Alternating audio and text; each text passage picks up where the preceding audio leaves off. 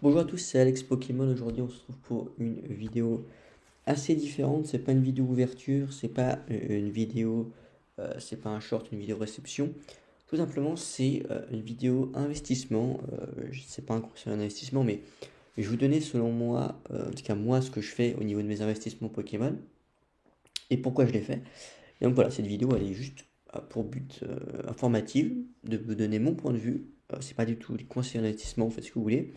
Et voilà, parce que je pense que Pokémon aujourd'hui, c'est devenu un investissement très intéressant. Et toutes les personnes qui disent le contraire, soit n'y connaissent rien, soit, on va dire, ont encore un tabou avec l'argent, parce que certaines personnes utilisent Pokémon comme seulement de la collection. Mais il ne faut pas oublier que tout objet de collection a aussi une valeur monétaire et donc devient un investissement. Et voilà, ça faut pas l'oublier, faut pas le cacher, ça sert à rien de ne pas le dire. Voilà. Pokémon, c'est aussi quelque chose qui peut faire beaucoup d'argent, qui peut rapporter beaucoup d'argent, mais qui peut aussi vous faire perdre de l'argent. Donc, l'objectif, c'est de ne pas faire les erreurs. Et donc, j'avais envie tout simplement juste de vous parler un petit peu, c'est une vidéo assez courte, je pense. On me laisse sur Pokécardex pour voir un petit peu les derniers sets, ce qu'il y a de dispo, ce qui est sorti dernièrement en Pokémon. Déjà, moi, mes investissements, pour vous dire, j'ai commencé en faisant des erreurs, en achetant de tout et de rien, en voulant acheter plein d'items, tout ce que je trouvais. J'ai repris aux alentours de 2020-2021 avec la hype, pour être très honnête. Quand je dis j'ai repris, parce que pendant toute mon enfance, j'étais un grand fan de cartes Pokémon. Et après, au niveau de mon adolescence, j'ai commencé à arrêter. Et voilà, j'ai repris 2020-2021. Je commençais à faire aussi un peu d'argent moi de mon côté. Donc j'avais quand même des moyens de pouvoir commencer à me remettre dans la collection. Et voilà, et ça me permet aujourd'hui, voilà, je peux accorder des sommes assez importantes, on va dire, à Pokémon, euh, tout en pour me faire plaisir, mais aussi avec un but d'investissement.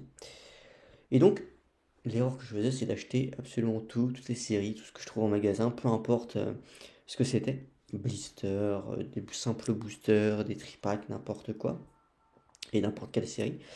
Parce que à l'époque, faut pas oublier que Pokémon c'était très rare. Au niveau de la hype, même trouver des boosters sites de combat à l'époque c'était une galère. Euh, Maintenant, vous avez beaucoup de disponibilité, surtout beaucoup de séries. Voilà, les séries comme style de combat à l'époque, donc des séries qui ne se vendaient pas, qui ont du mal à pas très populaires. Aujourd'hui, c'est le combat, ça sort aujourd'hui, ça se vend pas, clairement. Astro Radio, Origine perdue, je me souviens, c'est resté très longtemps. Pokémon Go, vous en trouvez encore, ça fait très longtemps que c'est sorti, parce que ça plaît pas forcément. Et on voit bien que la hype, elle est plus du tout au même niveau que 2020-2021. Et donc, euh, aujourd'hui, j'ai totalement rotate mes investissements, j'ai totalement fait une rotation pour, en fait, aujourd'hui, j'investis sur le scellé à 100% uniquement sur ETB et display. Le reste, j'ai pu investir sur les tripacks, alors je vais en acheter, mais c'est seulement pour ouvrir. Mais voilà, je vais pas acheter les tripacks aujourd'hui pour investir, même si j'ai des tripacks que j'ai achetés avant, qu'on fait de bons retours sur investissement, par exemple un tripack, euh, un tripack Evo Céleste, ça vaut quasiment 60 euros aujourd'hui, voire plus. C'est quand même un truc de fou pour un tripack qui est pas si vieux que ça. Star Instant, ça commence aussi à bien monter. Donc ça, c'était des tripacks intéressants. Il y a beaucoup de tripacks qui vont pas se vendre. Alors que même une série peu populaire, une ETB ou une display d'une série qui marche pas, ben elle va quand même coter. Elle va quand même prendre en valeur parce que c'est des items très rares. Autre point important, pourquoi display ETB c'est intéressant? Parce qu'en fait, il y a beaucoup moins de scellés qu'auparavant parce que il y a tout simplement la mode du box break. Et ça, c'est lié. Le box break, il y a de plus en plus de cartes en circulation parce que les gens ouvrent de plus en plus de boosters, de displays, ils ouvrent de plus en plus de scellés en fait. Donc il y a plus de cartes sur le marché. Mais par contre, il y a beaucoup moins de scellés. Et donc le scellé monte en termes de prix, devient de plus en plus rare, alors que les cartes à unité et les ultra rares, bah, elles vont moins coter qu'elles auraient pu coter auparavant. Et c'est aussi le cas pour le gradé notamment. Le gradé devient moins intéressant à partir de là parce qu'il y a beaucoup plus de pop, beaucoup plus de population de cartes, voilà, de cartes ultra rares qu'auparavant. Donc le gradé perd un petit peu de son intérêt. Donc voilà, le gradé, actuellement c'est compliqué. C'est un marché très compliqué le gradé, je ne vous conseille pas forcément de vous lancer là-dedans si vous débutez. Encore une fois, c'est juste ma vision, c'est juste mon point de vue. C'est pas des conseils en investissement, vous faites vraiment ce que vous voulez. Mais c'est moi, mon ressenti et ce que je fais de mon côté. Donc le gradé, j'oublie. clairement, je ne me concentre pas du tout là-dessus. Et donc, investir uniquement au display ETB, c'est le truc le plus intéressant pour limiter le risque. Évidemment, quand je dis acheter ETB display, c'est acheter au prix magasin. Voilà. Une display, grosso modo, vous la payez moins de 180 euros, vous êtes rentable parce que ça fait 5 euros le booster, 180 euros. Une display de 36 boosters, ça fait 5 euros le booster. C'est quand même très rare que vous trouviez des boosters à moins de 5 euros actuellement, peu importe la série. Donc vous êtes quand même très rentable, même si c'est pour ouvrir une display, vous êtes très rentable. Même si pour acheter un display, je sais pas, faire un box break par exemple sur les applis d'enchères en live, souvent un booster simple ça part pour 6 euros. Après, c'est un booster d'une série qui cote un peu, c'est plus cher, mais une série lambda qui vient de sortir, souvent c'est 6 euros. Donc c'est jamais en dessous de 5, donc c'est jamais en dessous de 180 la display pour 36 boosters. Donc, et encore, voilà, souvent sur Can Market, par exemple une display force temporelle, si je prends frais de port inclus, 160, 165, vous l'avez. Donc 160, je vais pas faire le calcul, mais voilà, c'est pas, ça peut être 4,50€ le booster. Donc c'est quand même très intéressant, très rentable. Voilà, donc les displays, c'est quand même un investissement de dingue. Moi, par exemple, j'avais acheté une display Star étincelante à 180 euros en magasin, pour vous dire. J'aurais peut-être pu l'acheter moins cher sur Card Market, par exemple, mais déjà, une display Star étincelante. En plus, c'était pas au moment où elle était sortie, donc c'était déjà après. Ça faisait quelques temps que Star étincelante était sortie, donc c'était quand même assez chanceux de la trouver. Aujourd'hui, une display Star étincelante, c'est 300 euros. Et ça va continuer de monter. Star étincelante, c'est pour moi, il y a Evo Céleste et il y a Star étincelante dans épée et bouclier, clairement. C'est la deuxième série qui va exploser en prix. Je compte pas les points 5, parce qu'évidemment, Célébration, c'est quand même un truc de fou aussi. Mais pour moi, il y a Evo Céleste et Star étincelante juste derrière. Ça va péter, Star étincelante, ça commence déjà à vraiment prendre, que ce soit les ETB et les displays. Vous allez voir, ça va continuer de prendre en prix. Et donc, voilà, moi je recommande display ETB, pour moi, c'est les meilleurs investissements. Le reste c'est pas forcément très rentable, parce que c'est moins liquide. Aujourd'hui, des tripacks, ça se vend beaucoup moins. Si quelqu'un veut investir, il va pas acheter des tripacks, il va acheter une display, il va acheter une ETB. S'il veut ouvrir, c'est pareil, il va pas acheter un truc pour seulement 3 boosters. Il va acheter là où il y a le plus de boosters. Donc n'oubliez jamais ça. Euh, voilà, soyez intelligent dans vos investissements, soyez sur les items qui peuvent prendre le plus. Clairement, c'est ETB et display. Il y a pas de débat là-dessus. C'est les displays c'est les items pardon, qui peuvent prendre le plus de multiples. Ça, c'est sans aucun débat. Donc, même sur une série qui marche pas très bien, une display, ça peut très bien coter. Par exemple, Tempête Argentée, je vois ici, j'ai acheté une display il n'y a pas si longtemps, Tempête Argentée, pour moins de 180 euros. Je sais plus réellement le prix, mais c'était pas si cher que ça. Aujourd'hui, ça commence à prendre. Ça commence à monter la display Tempête Argentée. Voilà. Surtout EB est en train d'exploser en termes de prix, hein, clairement. Faut pas se mentir. Tout EB est en train de prendre. C'est plutôt normal. Mais voilà, par exemple, pour vous dire, j'ai acheté une display Flamme Obsidienne il n'y a pas si longtemps que ça. Pareil, Flamme Obsidienne. Vous regardez le prix des displays, c'est vraiment pas cher actuellement. Voilà, pour moins de 180, vous avez une display. Alors que c'est un set, c'est quand même une série hyper intéressante. Faut être honnête. Je parle même pas du fait qu'il y a eu des Dracofeu, qui est juste 3 Dracofeu ultra en full art, qui font que évidemment la série va exploser. Parce que voilà, vous avez juste un Dracofeu secret, le prix explose. Il n'y a pas, il y a pas, il y a pas autre chose à dire. Le fait qu'il y ait juste un Dracofeu fait que la série va prendre. Mais là, vous en avez 3, 4 si on compte le Dracofeu X, euh, qui coûte quand même, voilà, voir juste ce Dracofeu, grosso modo, il coûte, allez, 15-20 euros hein, déjà. Hein. Donc, bon, pour une simple X. Donc, clairement, pour moi, Flamme Obsidienne, c'est une série qui va assez prendre en prix. Tout comme Fire Paradox, qui est beaucoup trop sous-côté. J'ai pas encore de display Fire Paradox. J'aimerais beaucoup en acheter. Je pense que c'est mon prochain investissement en termes de display. Ce sera sur Fire Paradox. Parce qu'il y a des cartes de dingue. Et c'est une série qui est beaucoup trop sous-côté. C'est une série en plus qui est hyper agréable à ouvrir. Parce que le taux de drop, je trouve, est très intéressant. Il est très élevé. Mais souvent, on n'est pas dégoûté à ouvrir du Fire Paradox. Alors que Force Temporelle, par exemple, pour en avoir ouvert un petit peu, je trouve que c'est compliqué le drop dessus, donc c'est pas forcément agréable à ouvrir. Alors que Fire Paradox, souvent on est récompensé, donc ça donne envie d'en ouvrir encore plus. Juste le Groudon AR, c'est un truc de dingue. Le Yveltal, un truc de dingue. Le Stylix, je trouve exceptionnel. Moi, les AR, j'adore, mais là, les styles tête de fer, ou je sais pas comment on dit, voilà, tête de fer, exceptionnel. Le Karchak Rock, il est dingue. Je parle même pas, voilà, les full art, elles sont folles. Et évidemment, les altes, elles sont exceptionnelles. Le Rogilune, je sais pas combien écoute, mais c'est une masterclass. Le Karchak Rock, c'est une carte de dingue aussi. Le Garde de Fer, pareil. Le Gros Mago aussi, il est quand même ultra sexy. Le Altaria, pareil, très stylé. Donc, bah, c'est tout bête, hein, mais quand vous avez des cartes qui cotent, des cartes qui plaisent, bah, forcément la série dans sa globalité, elle va prendre en prix. Voilà, Fight Paradox, pour moi c'est la meilleure série EV actuellement.